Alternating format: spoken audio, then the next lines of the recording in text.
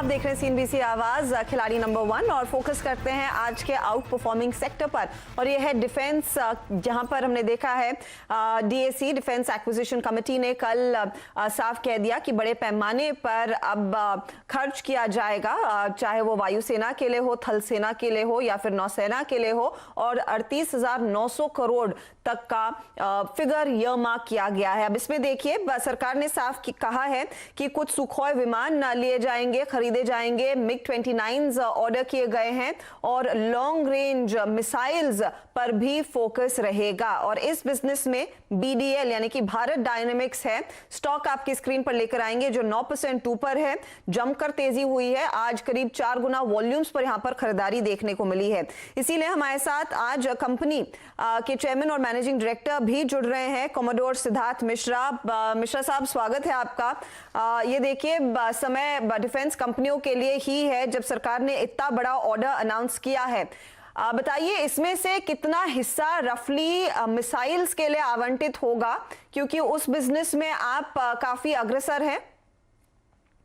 Bharat dynamics limited को sufficient portion इसमें का मिलेगा और इसमें मेजर जो है वो अस्त्रा मिसाइल वेपन सिस्टम का है।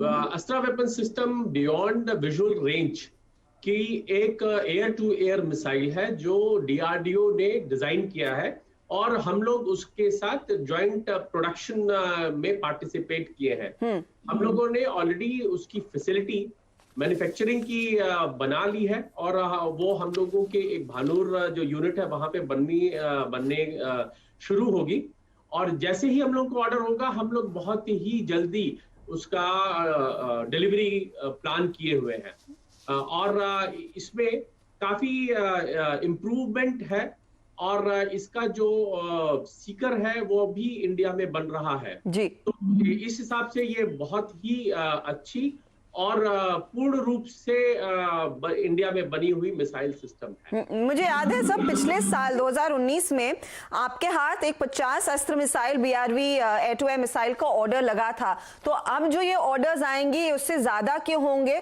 और उस समय ये भी कहा गया था कि देखिए बल्क ऑर्डर अब आगे आप जैसी कंपनियों को दिया जाएगा और वो कम से कम बल्क ऑर्डर 500 मिसाइल्स का हो सकता है। क्या यही साइज रहेगा ये जो सरकार की ओर से या फिर डीएसी की ओर से जो अप्रूवल आया है?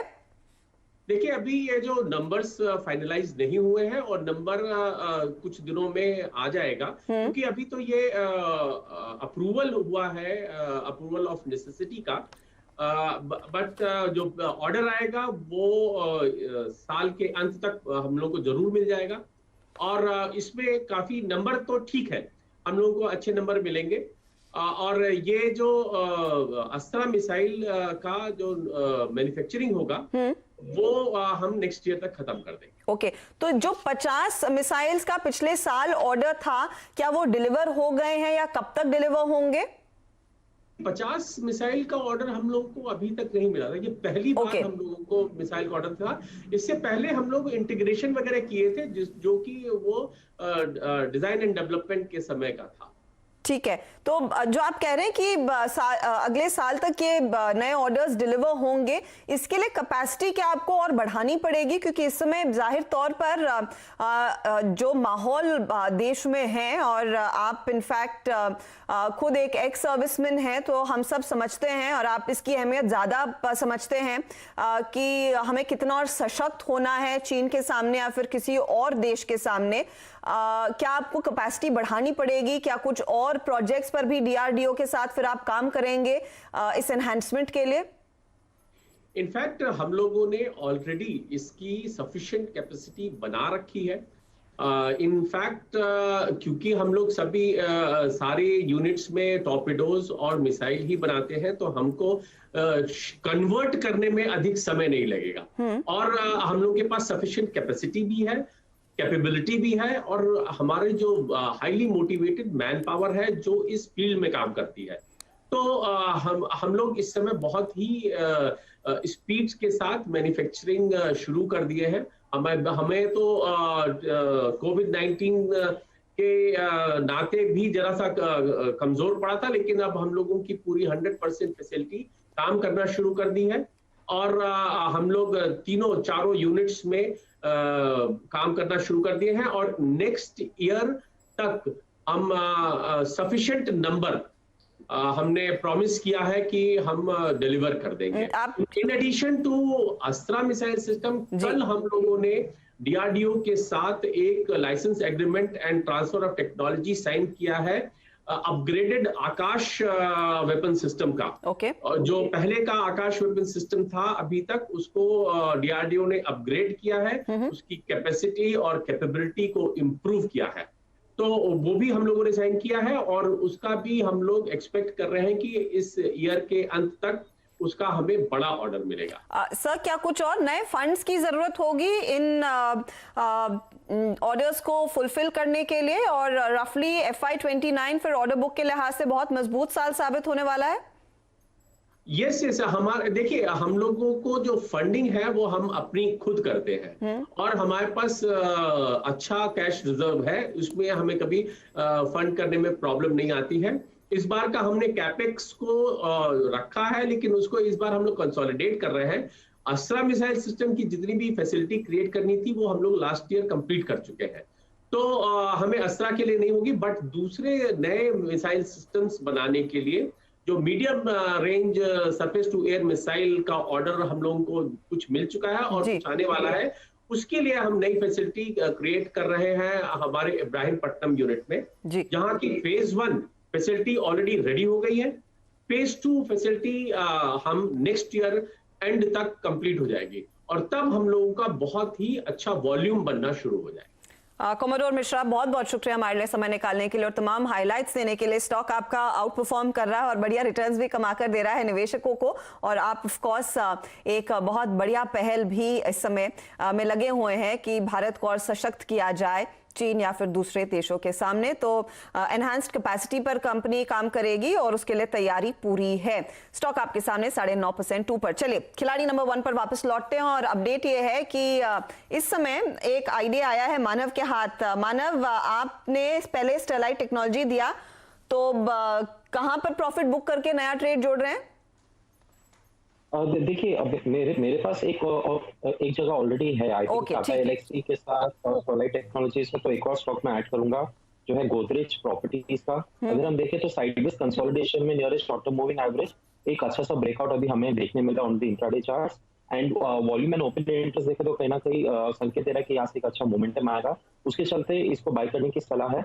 इसका जो मैं अपसाइड टारगेट देख रहा हूँ करीब 935 का है, एंड इसका जो स्टॉप लॉस लगेगा 880 का है। 935 के टारगेट के लिए तेजी करें, 880 का यहां पर लगेगा स्टॉप लॉस। तो नया ट्रेड भी आ चुका है मानव चोपड़ा की ओर से। चलिए एक एक करके सबके पोर्टफोलियो पर नजर डाल लेते हैं और देखते हैं किस स्टॉक में सबसे ज्यादा कमाई इस समय बनती दिखाई दे रही है। और ये आपके सामने आया हमारा पहला पोर्टफोलियो। डायरेक्टर साहब लेकर आइए स्क्रीन पर इसे। मैं इनफैक्ट तब तक पढ़ देती हूँ मानव चोपड़ा ने क्या क्या ट्रेड्स दिए हैं। स्टेलाइट टेक्नोलॉजीज 152 का टारगेट, 124 का स्टॉप लॉस। गोदरेज प्रॉपर्टीज इन्होंने जोड़ा 935 के टारगेट के लिए 880 आपके लिए स्टॉप लॉस का काम होगा। और टाटा एलेक्सी में भी तेजी की पोजीशन को वो इस समय कर रहे हैं होल्ड। तो ये है फिलहाल इनका पोर्टफोलियो। हिमांशु गुप्ता के पोर्टफोलियो पर नजर डाल लेते हैं और हिमांशु ने इनफैक्ट एसएमएस फार्मा में अपनी पोजीशन बनाई हुई है। नया ट्रेड जोड़ा है सुब्रॉस का, टारगेट 1205 का टारगेट है और स्टॉप लॉस इन्होंने 177.76 का दिया। केईआई इंडस्ट्रीज भी इन्होंने जोड़ा जहां पर 390 के टारगेट के लिए एक ट्रेड का मौका और 349 का स्टॉप लॉस आप लेकर चलेंगे। अब देखिए कौन सा स्टॉक ज्यादा रिटर्न इनके लिए कमा कर दे रहा है। एसएमएस फार्मा में ही सबसे ज्यादा एक्शन आज इनके लिए भी देखा गया है। अब आते हैं राजा पोर्ट के पोर्टफोलियो पर। पॉलीकैब के ट्रेड को अभी भी होल्ड कर रहे हैं। मिधानी नया जोड़ा 243 के टारगेट के लिए, स्टॉप लॉस 208 का। और धामपुर चीनी में भी एक तेजी का कॉल इन्होंने लिया है जहां पर 148 का ये टारगेट दे रहे हैं। स्टॉप लॉस इन्होंने 125 पर लगाने की सलाह दी है। ये तो बदल गया डायरेक्टर साहब, ये आप गलत दिखा रहे हैं पोर्टफोलियो, क्योंकि स्टर्लिंग एंड विल्सन से इन्होंने एग्जिट कर लिया है। यहाँ पर आना चाहिए दरअसल धामपुर के शेयर को। और ये इनफैक्ट ओवरऑल हमारे जानकारों का पोर्टफोलियो आ गया है आपके सामने। तो राजा के पास है धामपुर, मिधानी और पॉलीकैब। मानव के साथ है टाटा एलेक्सी, स्टरलाइट और गोदरेज प्रॉपर्टीज, और अब हिमांशु गुप्ता के हाथ है एसएमएस फार्मा, सुब्रॉस और केईआई इंडस्ट्रीज। ओवरऑल रिटर्न्स अब स्क्रीन पर लेकर आएंगे।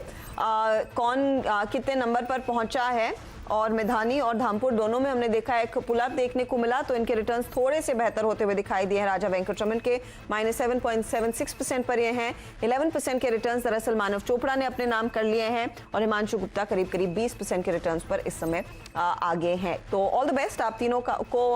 आज आखिरी दिन इस हफ्ते का, तो खुलासा होगा आज 3:30 बजे की खिलाड़ी नंबर 1 जून के महीने का कौन बनता है इन तीनों में से। All the very best. लेंगे एक छोटा ब्रेक के बाद कमोडिटी मार्केट के एक्शन पर नजरें रहेंगी, साथ ही आप करेंसी मार्केट पर भी नजर रखिए, उस पर भी एक व्यू लेकर आएंगे। आप बने रहें CNBC आवाज के साथ। नमस्कार।